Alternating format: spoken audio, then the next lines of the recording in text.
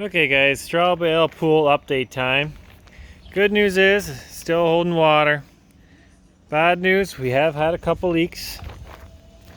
As you can see, the red tape down there, where the stairs are here, that's tuck tape, and as long as you can get the plastic dry, the tuck tape holds amazingly well, even underwater. But I think I found another solution to the holes. Tonight I used this underwater vinyl patch kit for an underwater because I couldn't get this dry. So there you can see I put a patch, maybe you can see. Yeah, I put a patch right there. Just did that tonight, so we'll see if it holds by the morning.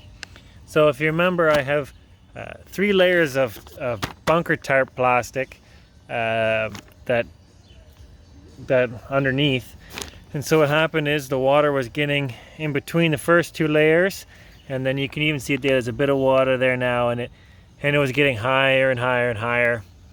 So what we did to get rid of that water is we stuck a hose, just a garden hose, between the first 2 layers, and then went down to the bottom of the pool, and then we siphoned the water out and let it run overnight. And it was about 6 inches of water dropped just from siphoning out of this hose.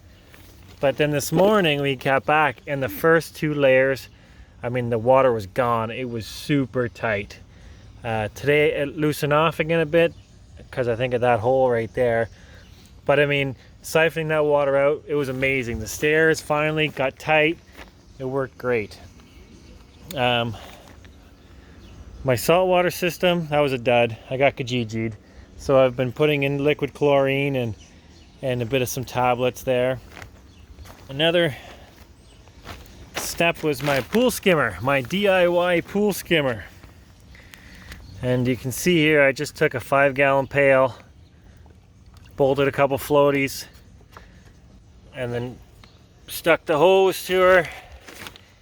And then on my suction side of my pump, I have a Y, and this side here I stick just a reducer on one side to get more water volume through the skimmer side. You can't suck all the water through the skimmer. You risk sucking air and losing prime on your pump. But this works mint. Look at this. Water goes in, dirt stays in, eventually gets sucked up into the pump. And then in the inlet side, now this is a bit of a disastrous mess, but you can see here, this is the filter, right? And those big, but this thing's a pain in the butt to get apart and back together, sealed tight. So this also has a filter in here.